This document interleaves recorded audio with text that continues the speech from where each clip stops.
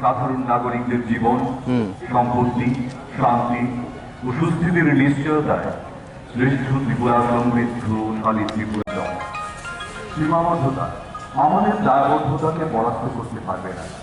দৃঢ় প্রত্যয়ে আমরা এগিয়ে যাব আমাদের লক্ষ্যে। শেষ রক্তবিন্দু দিয়েও আমরা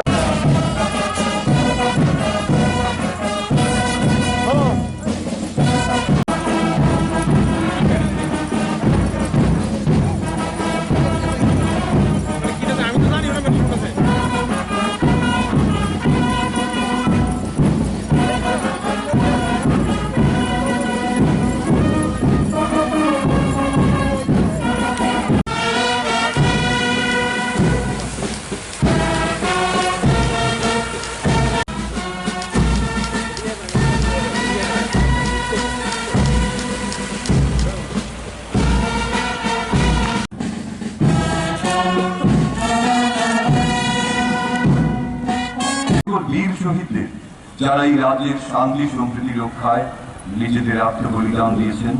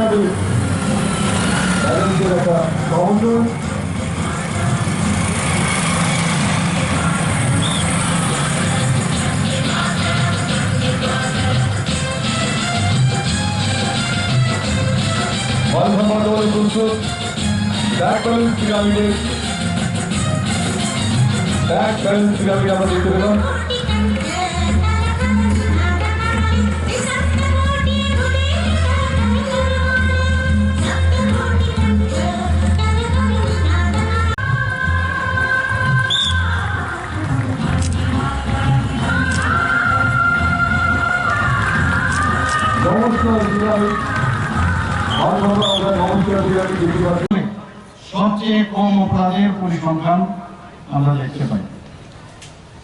শান্তিপূর্ণ নির্বাচনের কথা যদি বলি, 2024-এ যে লোকসভা ইলেকশন হয়েছে, পঞ্চায়েত নির্বাচন সুষ্ঠু ও শান্তিপূর্ণভাবে, যেটা আমাদের যে পুলিশের যে ভূমিকা শান্তিপূর্ণভাবে পরিচালনার ক্ষেত্রে সত্যিই প্রশংসনীয়।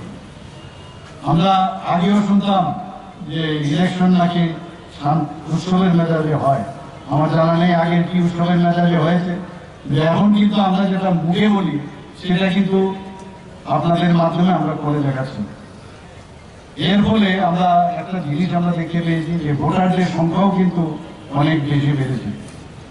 শান্তিপূর্ণভাবে নির্বাচন পরিচালনা ও সম্পূর্ণ করার জন্য ত্রিপুরা পুলিশ এবার নির্বাচন কমিশন থেকে প্রশংসা পর্যন্ত লাভ করেছে। 10 বছরের উল্লেখযোগ্যভাবে বিভিন্ন যে অপরাধের সংখ্যা, যেটা আমি বললাম, অনেকটা হ্রাস পেয়েছে। 2024 বিভিন্ন যে প্যারামিটার আমি আপনাদের সামনে রাখতে চাই, 2024 সালে সম্পত্তি সংক্রান্ত অপরাধ প্রায় 45% কমেছে, শারীরিক অপরাধ 38% কমেছে, দাঙ্গার কথা যদি বলি প্রায় 75% কমেছে, আঘাত ও হামলা যেটা হয় 37.2% কমেছে, এবং মহিলাদের উপর অপরাধ খুব উল্লেখযোগ্য যে 55% ত্রিপুরার ক্ষেত্রে কমেছে। সেটা রাজ্যের অগ্রগতি অনুকূলের উন্নয়নের অনুকূল পরিবেশ তৈরি হয়েছে। ত্রিপুরা পুলিশের দায়িত্ব অনেক বেশি এবং ওনারা যে প্রতিশ্রুতি বদ্ধ মানুষের কাছে, এবং সেই দায়িত্ব আপনারা পালন করছেন, এই যে ডাটা থেকে সেটা কিন্তু বোঝা যাচ্ছে।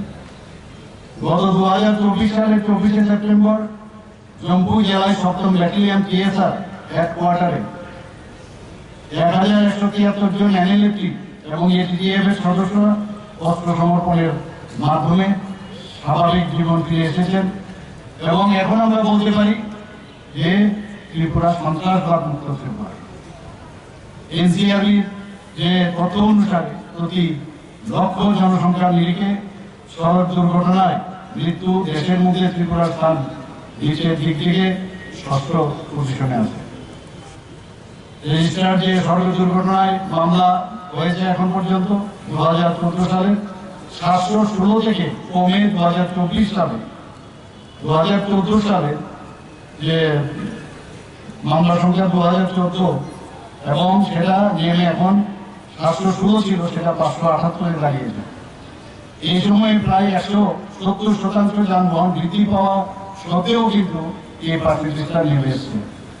নেশামুক্ত ত্রিপুরা অভিযানে নেশা বিরোধী কার্যকলাপে ত্রিপুরা পুলিশ কঠোরভাবে দায়িত্ব পালন করছে।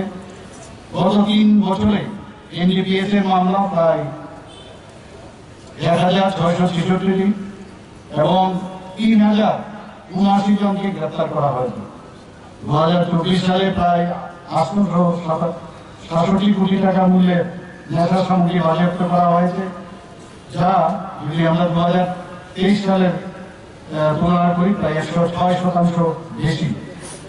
নেশামুক্ত ত্রিপুরা অভিযানের অঙ্গ হিসাবে এবং বেআইনি গাঁজার বিরুদ্ধে মোকাবিলা করতে গিয়ে ত্রিপুরা পুলিশ বাহিনী এবং অন্যান্য এজেন্সির সাথে নিয়মিত যোগাযোগ রেখে বেআইনি গাঁজা ও চারা ধ্বংস করছে, এবং এতে 2024 সালে প্রায় 1.64 কোটি গাঁজার চারা এবং গাঁজা ধ্বংস করা হয়েছে, যা 2023 সালের তুলনায় 132% বেশি। গত 3 বছরে 1586 কোটি টাকা মূল্যের নেশা সামগ্রী বাজেয়াপ্ত করা হয়েছে এবং গাঁজার চারা ও গাঁজা ধ্বংস করা হয়েছে। মাদক সংক্রান্ত মামলাগুলোর তদন্তের জন্য আমরা ক্রাইম ব্রাঞ্চের অধীনে SIT গঠন করা হয়েছে।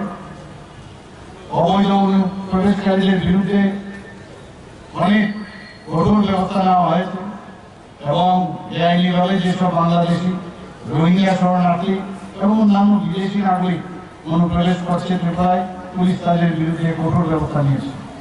2023 সালের তুলনায় বাংলাদেশি অবৈধ যারা অনুপ্রবেশকারী এখানে এসেছেন তাদের নথিভুক্ত মামলা 18% এবং গ্রেপ্তার 36.6% বৃদ্ধি পেয়েছে। পাশাপাশি সীমান্ত এলাকায় যারা টাউট বা দালাল যারা আছে তাদের বিরুদ্ধে যে মামলা সেটাও প্রায় 7 গুণ বেড়েছে, এবং একই সময়ে গ্রেপ্তারের যে সংখ্যা সেটাও 40.5% বৃদ্ধি পেয়েছে। 2022 সালের তুলনায় 2024 সালে যারা বাংলাদেশি অবৈধ যারা অনুপ্রবেশকারীরা আছেন তাদের বিরুদ্ধে যে নথিভুক্ত মামলা সংখ্যা 238% এবং গ্রেপ্তারের সংখ্যা 344% বেড়েছে।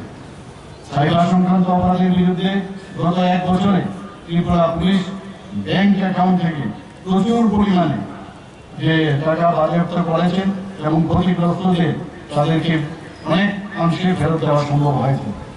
2019 সালে 10 December emergency response support system, যেটাকে শর্ট ফর্মে ERSS প্রকল্প বলা হয়, সেই প্রকল্পে রাজ্যব্যাপী ইমার্জেন্সি নম্বর যেটা 112 চালু করা হয়েছে এটা 24/7 সেটা চলে। এবং ERSS এর অধীনে এএমসি এবং এএমসির বাইরে যে রেসপন্সের সময় যথাক্রমে 75% এবং 50% 2023-এর তুলনায় নেমে এসেছে।